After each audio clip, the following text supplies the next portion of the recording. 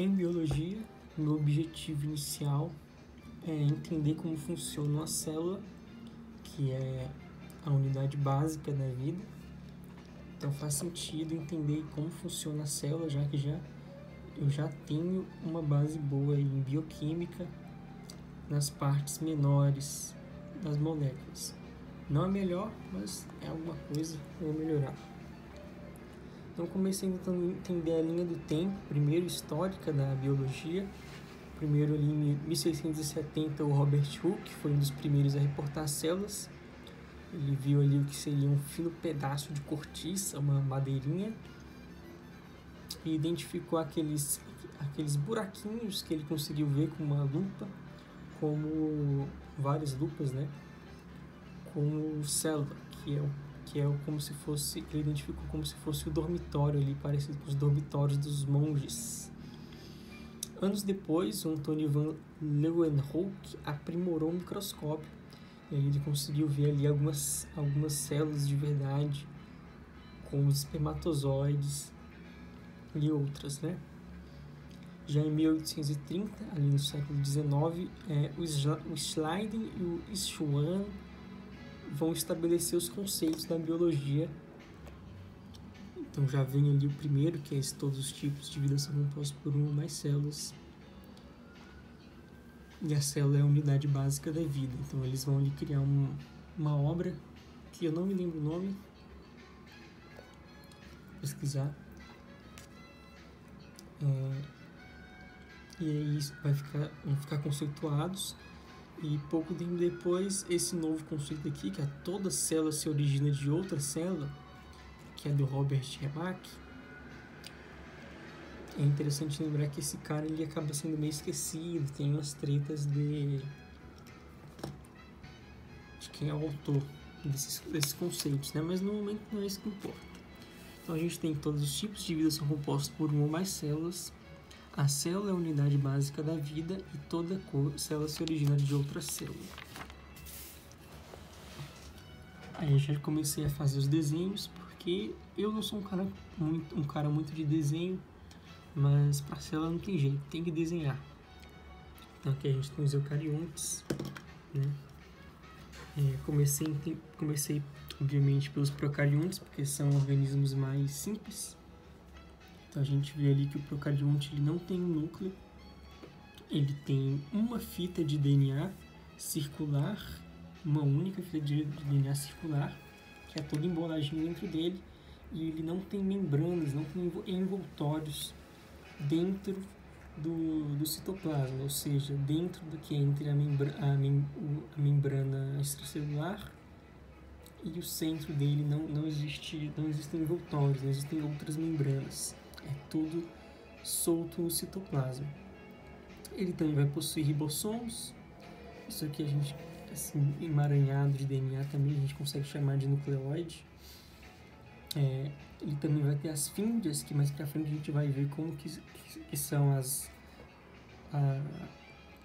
como é a microvisão dessas fíndias, e que elas são feitas ali basicamente de actina e de outras proteínas. Tem o flagelo também, que é o que essas células usam para movimentação, e tem o pilus, que vai ser essa fimbre um pouco mais longa, que vai servir ali para alguns tipos de bactérias fazerem uma ligação entre as duas, quase como um acasalamento, em uma união que é chamada conjugação, para fazer trocas genéticas. Então a gente sabe que a procarionte tem parede celular, tem membrana celular e tem ribossomos, tá? Então a gente não pode confundir que isso aqui fora é parede celular e membrana celular, mas dentro aqui já no procarionte vai ter outro tipo de membrana celular. Aqui tem mais informações sobre os procariontes que não têm membranas internas. A gente descobre também que a parede celular é feita de peptidoglicano, um polímero de carboidratos ligados, e pequenas proteínas, tá? Só que nas arqueias, que são formas de bactérias mais rudimentares, era como se conceituava isso antes, agora não se fala mais tanto disso. Essa cápsula ela já não é feita de peptidoglicano, já é diferente, porque essas bactérias precisam suportar outros tipos de ambientes. Então, a cápsula a gente tem que é uma camada externa de carboidratos, que é mais por fora ainda, pegajosa e aderente. Essas bactérias, essas células vão precisar, não são bactérias como nos eucariotos também, elas vão precisar ali aderir, alguns tipos vão precisar aderir ao ambiente em que elas estão. Então, aqui eu conceituei um pouco melhor ali a membrana plasmática, o revestimento externo que envolve a célula.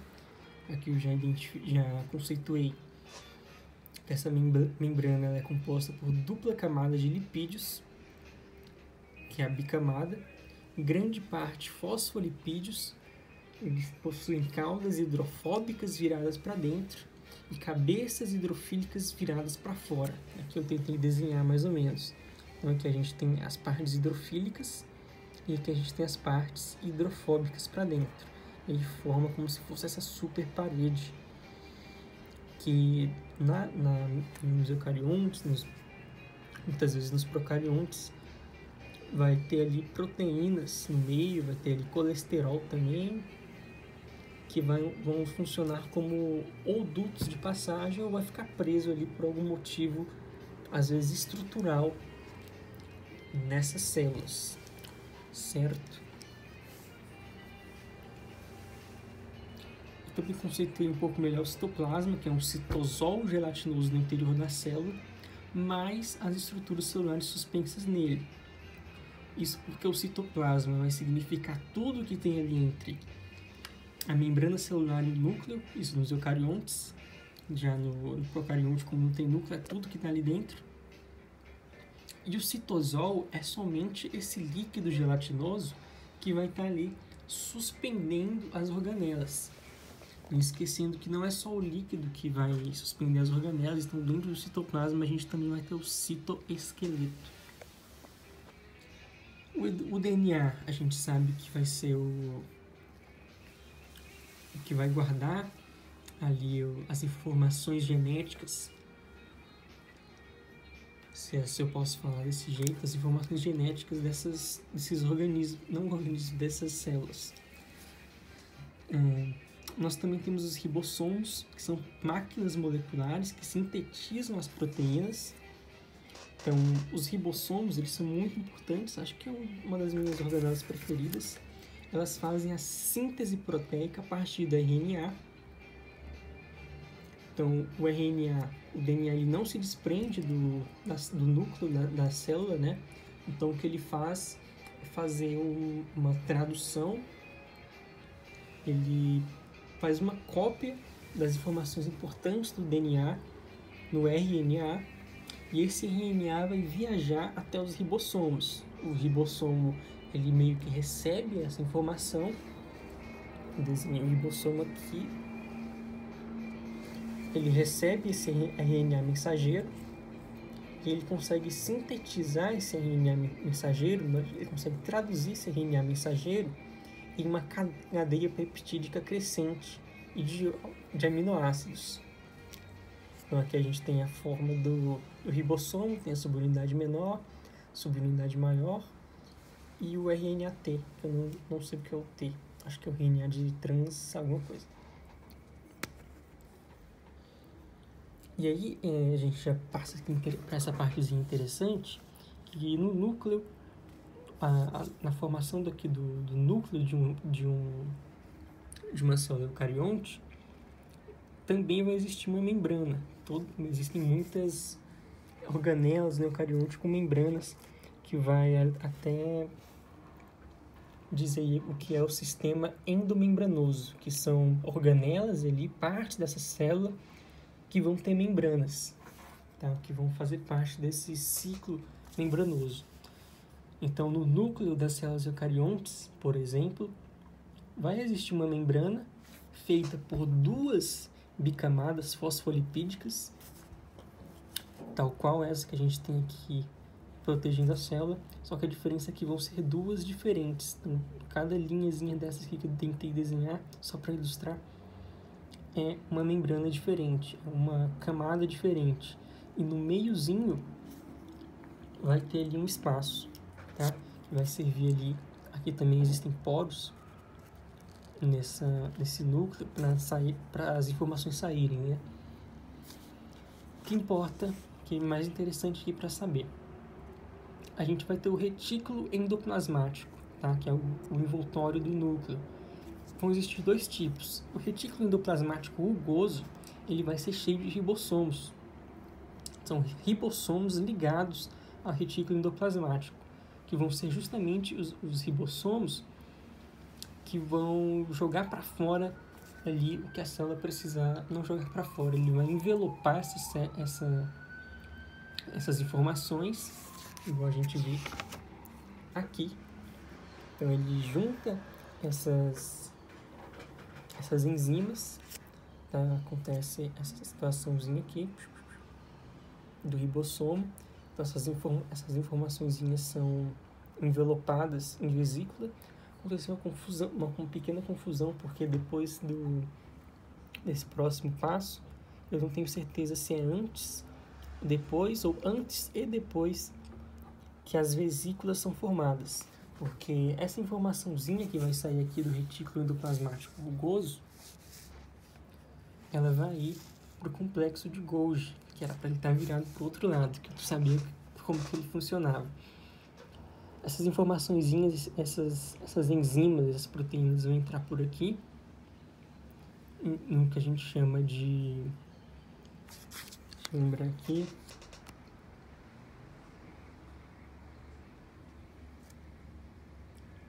O lado receptor do complexo de Golgi é chamado de face cis. Então, por esse lado aqui, ele vai receber essas enzimas. E esse outro lado é chamado de face trans, que ele vai pegar essas enzimas, ele amadurece elas dentro no complexo de Golgi, em uma... Enfim, um amadurecimento, um sistema complexo, né, de Golgi. E aí, pela face trans, vai sair essas vesículas, né, essas bolinhas, esses envelopes de informação, de proteínas, que pode ser usado para dentro da célula eucariótica, ou ele pode sair da célula ali usando um túnel de proteínas, né? Então depende ali. Muitas vezes também ele é reaproveitado pelo lisossomo. O lisossomo é o que faz ali a autofagocitose, né? A autofagia dessas organelas que não funcionam mais por algum motivo, então faz a reciclagem dessas organelas, ou, dependendo aí de que tipo de célula se tratar, faz ali a digestão do que acaba entrando ali naquela célula. E mais importante, a gente tem os vacúolos, que nas células vegetais são um pouco mais importantes. Os vacúolos são como se fossem um armazém de açúcares ali, de algum tipo de substância que essa célula vai usar. Então, nas células vegetais, por exemplo, a gente tem os vacúolos. Vacúolos centrais, que são grandes, assim, depende ali da função dessa célula, para o que o vacúolo vai servir, né? Agora, a gente também tem as mitocôndrias, que são muito importantes. A historinha das mitocôndrias, que antigamente seria uma célula que se adaptou, uma célula bacteriana que se adaptou, acabou entrando em outra célula, e toda a evolução trouxe o processo para elas viverem em simbiose, e acabam um fazendo parte do outro, né? As mitocôndrias são fábricas de ATP, né? Adenosina trisfosfato, que é o combustível do ser humano.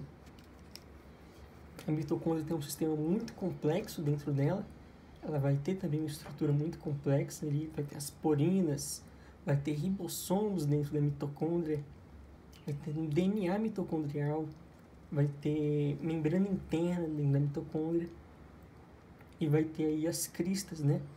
Que os cientistas estão cada vez evoluindo aí para entender como funciona a mitocôndria. Eu gostaria muito de entender agora o que é o ciclo de Krebs, por exemplo, que acontece dentro da mitocôndria, que vai fazer ele pegar o oxigênio, pegar ali o que for que seja que venha para transformar em ATP. Mas infelizmente ainda não entendo muito bem. Acho que no momento eu não consigo me especializar muito bem nisso, porque é muito complexo. E a mitocôndria das células vegetais, se posso fazer essa analogia, são os cloroplastos, né? Os cloroplastos são organelas que têm ali o objetivo de fazer a respiração celular por meio da fotossíntese. Então ele vai pegar energia por meio da fotossíntese, que usa a luz do sol, a luz solar, para transformar o gás carbônico em energia, ou em açúcares, né? E a gente vai se alimentar ali, enfim. Então, fora todo o resto mais complexo, acho que eu consigo sintetizar bem, utilizar esse vídeo aí para relembrar, caso precise revisar.